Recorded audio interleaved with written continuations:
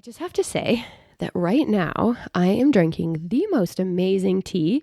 I'm looking out my window. It's rainy and gray, and there's just some days that the rain is, I don't know, demotivating and it's not great. But then there's other days like today where you get to pour a cup of tea and you look out the window, and as you drink the tea, it's just the one that I have, it's got this amazing aroma, and yeah, I just love it. So yeah, it's the start of my day, and I am just really looking forward to chatting with you and diving into today's episode. Trends, my friends. All right, so firstly, I wanted to start by mentioning that it is an exciting time right now with interiors and the way that people view their home. More than ever, people are embracing and understanding the idea that our homes benefit us in some way. There is such a shift in people's understanding of how homes should impact us, whether it's wellness and elevated design, vintage, old world appreciation, it's simplistic living and community centered.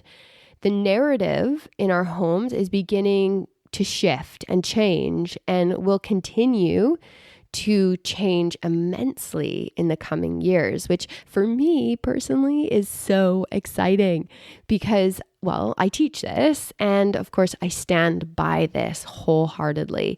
I think this is an important thing to mention because as we're talking about trends, we're going to be talking about moving away from the pick one trend and stick to it kind of mentality. So what exactly is an interior trend?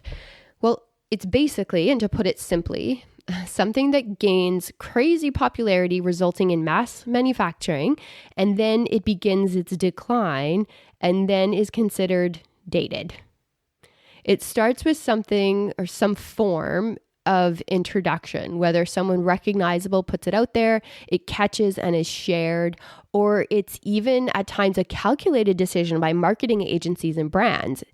It can be the economic feelings and the state of the world that influence these things, basically our psychological state. And those emotions, so whether we are yearning to feel grounded or whether we're wanting to feel inspired or whether we're hopeful collectively.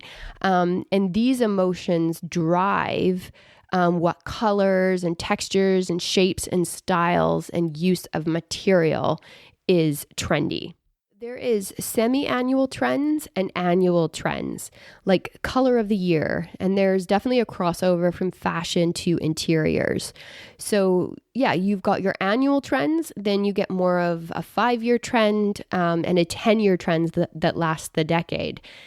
Like gray, okay? Like gray several years ago, it was everywhere. If you purchased a sofa a few years back, you would have bought a gray sofa, or you would have been inundated with gray options.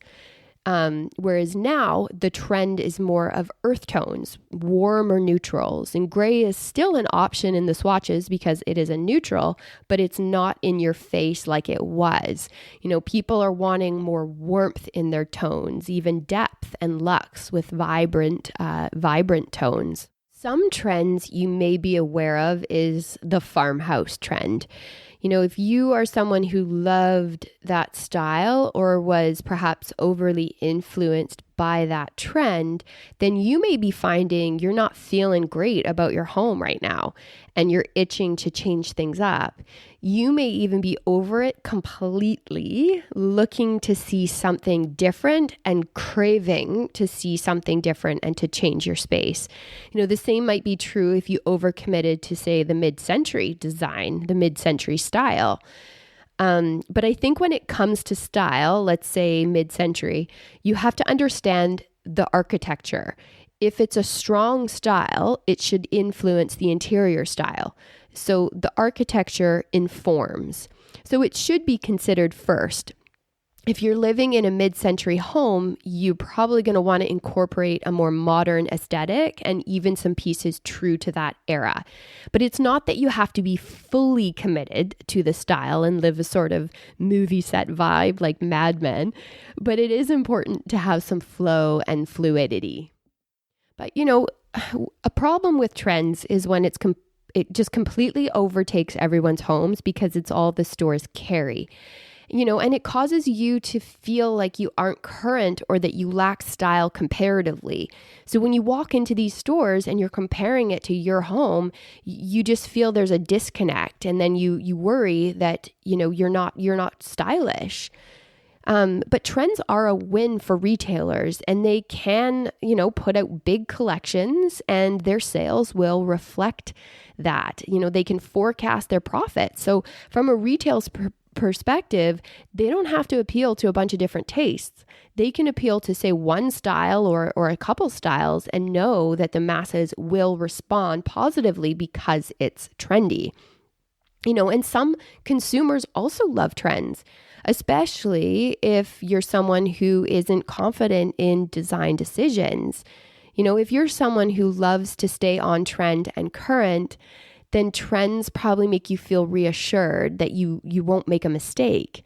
You can walk into a store and okay, this is the style and this is where I feel comfortable. It removes the guesswork.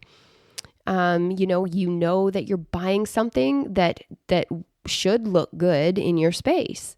So when people buy something because it's trendy, and the underlying reason for that is because you might be worried and feeling anxious about buying something that's wrong. You might be worried about making a mistake. I think it's because you don't feel empowered to have a voice in your interiors, and you don't feel like you have a say and that say is good enough. If a trend is a safety net for you, then that is when you should stop and question if you're making the right choice for you and your needs. If you have an idea or you see something that you're drawn to and it excites you, but as you think it through, you talk yourself out of it. All of a sudden it feels too bold for you. It's not a safe choice and you start questioning it. So choosing a trend over what you naturally gravitate towards means you don't have to wonder whether you're doing something wrong. You feel like you can walk in, buy something to create a room, and people are going to walk into your home, or you're going to love it solely for the reason that it's on trend. And you'll know that because that feeling of love will fade.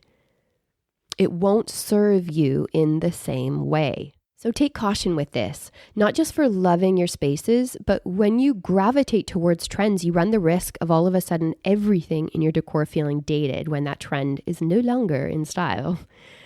And like I said at the beginning, some trends are semi-annual and can last for even up to 10 years. But how do you know? So how do you know how long what you've just purchased will last for? You'll reach a point where it will no longer speak to you. It doesn't mirror back your life, who you are, and who you aspire to be.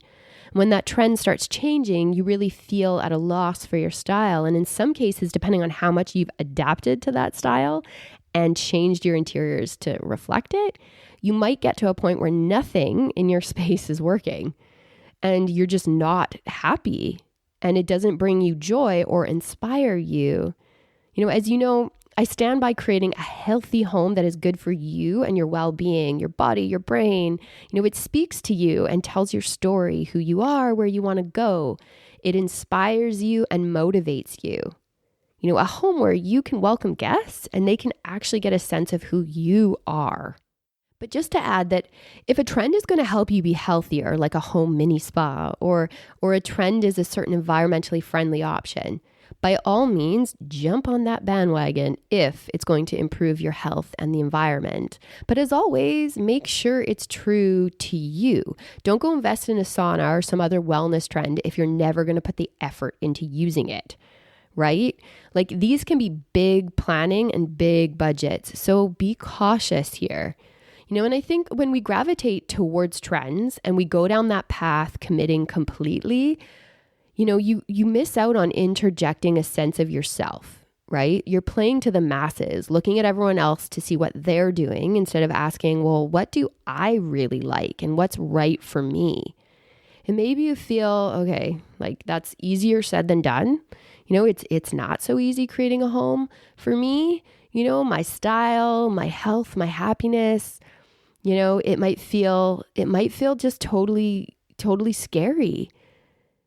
And I'm sure it feels like there are so many rules and different ways to go about it. And it's just not something you feel good or confident doing. And I think a lot of people just feed off of that anxiety and stop themselves. That anxiety and lack of confidence will stop them from pushing through, and they'll just land on nope. No thanks. I'm just going to walk right into that store with that trend and buy the thing that makes me feel like I'm doing it right. And I get that.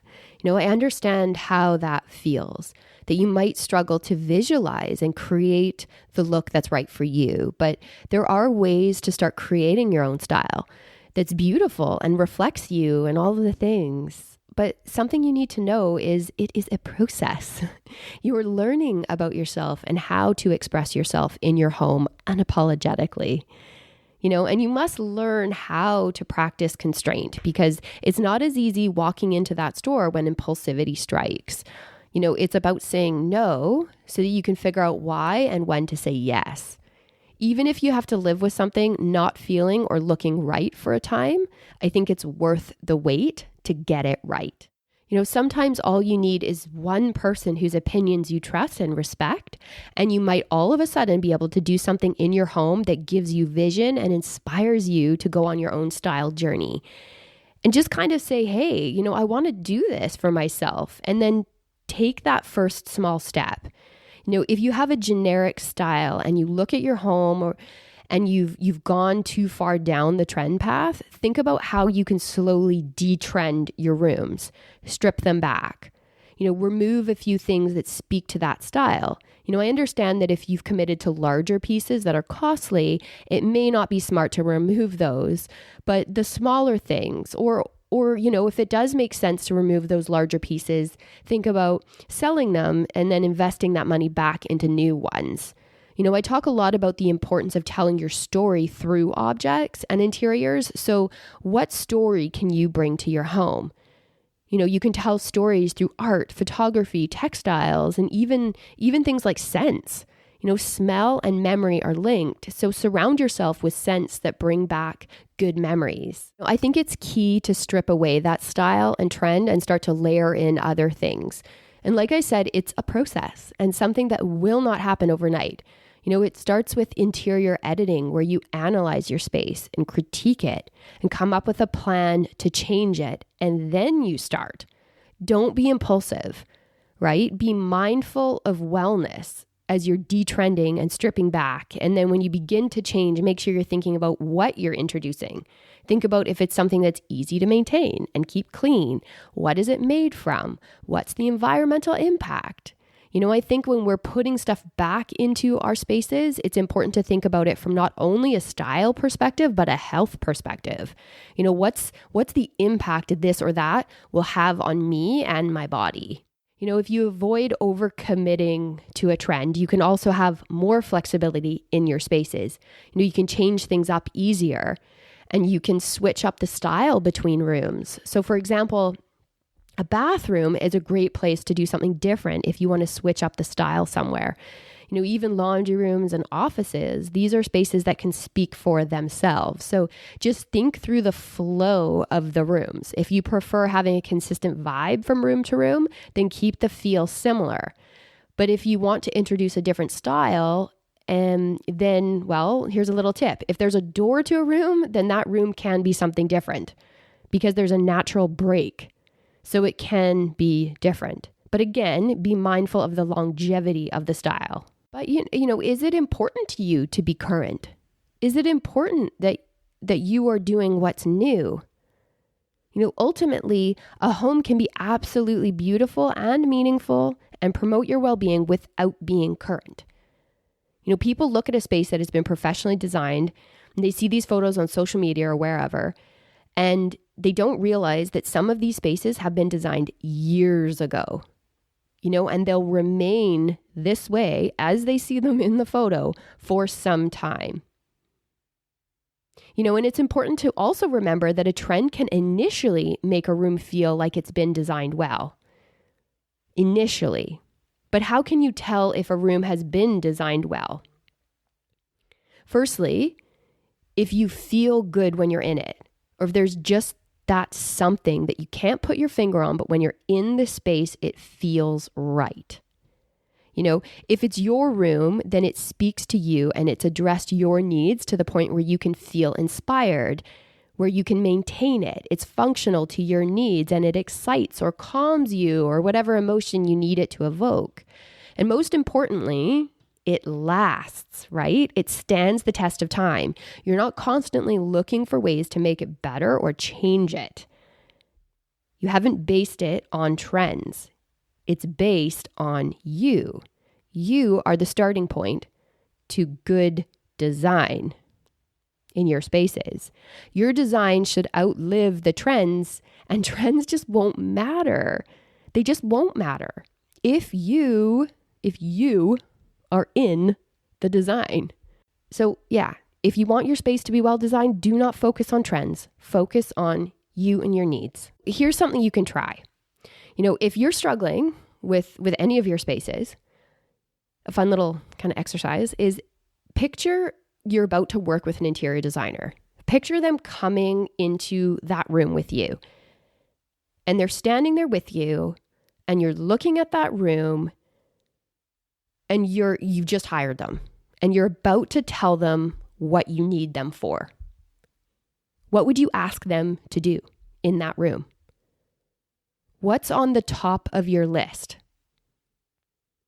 How would you describe the vibe that you want? What are your pain points? How is the room not working for you? What is working for you? Is there anything that makes you feel just bummed about that room? Is there anything you just really, really want to change? How will that make you better as a person if you changed it? What would bring you joy if you walked into that space after that designer came through and changed it all to be suited to you and your needs? What would bring you joy? So yeah, picture working with a professional and ask yourself, what would I tell them? How would I describe this room? And pay attention to the words you use to describe it. It's easy to gravitate towards trends because when you're seeing things constantly, when you hop on social media, if you get hit with an ad, without even knowing it sometimes, it's informed you. And the more you see it, the more you might find you like it. But it could be for the wrong reasons. It could be because you've seen it so many times that you've just become accustomed to it. But you always have to ask yourself, do I really like this? What is it about this that I like? And keep asking more questions.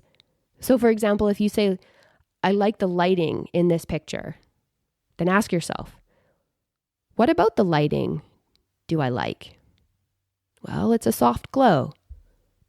Why do I like the lighting to have a soft glow? Because I feel relaxed. Is it important to feel relaxed?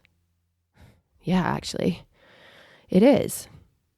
So if you can dial down the reason, if it's something other than the trend, if it's a need to relax and de-stress, well, maybe you don't need that exact thing you're looking at or that exact look.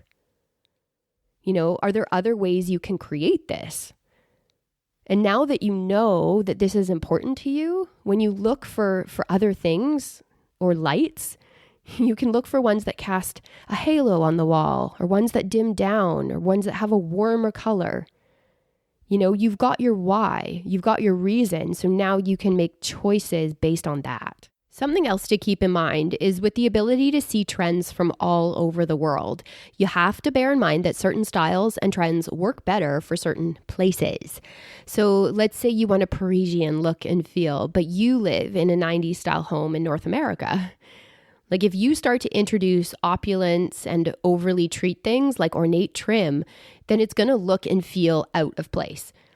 There'll be a big disconnect between the architecture and the interiors. So as I said earlier, the architecture and the place can inform the home. And place is an interesting thing because where you live often informs your lifestyle. So like imagine living on a farm compared to an apartment in Paris or a ranch in Montana, or even like a one-story home in Palm Springs or a city near the ocean and mountains versus a small town near a beach. So wherever you live will beg a certain lifestyle. It's important to ask, does it fit? Does my home fit my lifestyle, my surroundings, or does it inspire my lifestyle or a lifestyle that I want? So does my interior style benefit me, inspire me, motivate me? Does it give me awe moments? If you create your rooms around you, they will make you feel better and you won't have to follow trends. You'll have longevity in the design. You'll have the freedom of incorporating certain aspects of trends when you really like them without having to do it from a place of fear and anxiety. If I were going to come walk around your home, would I get a sense of who you are? Like if you weren't home and I just popped around and let myself in, wandered around, as creepy as that sounds, what would I say about you? Would I say, oh, this person's a traveler. They're very active and sporty. Oh, they're an entertainer. They've got a great sense of humor. They live a healthy lifestyle and they take care of themselves. They prioritize their well-being. This person is an artist or they appreciate art. Oh, look at this house. Whoever lives here is a learner. There is books everywhere. Or this person's really organized. Wow, everything's got a place. Oh, they seem so warm-hearted. They're family-minded. Or, oh, they're animal lovers. Or maybe this person's a workaholic. Or, this person's just a bit out of touch with who they are. Or they're not taking care of themselves. Our homes say so much about us. So the last thing I'll say is to be mindful of how far you're going on the trend scale. Always stay true to your story, whether that's where you've been or where you're going. Find confidence in that when translating it into your style. Everyone has a style because everyone has a story. So it's either about uncovering it, redefining it, or incorporating it. Or maybe rediscovering it. But spend time learning about you and your style and make your home a home for you. Thanks for listening.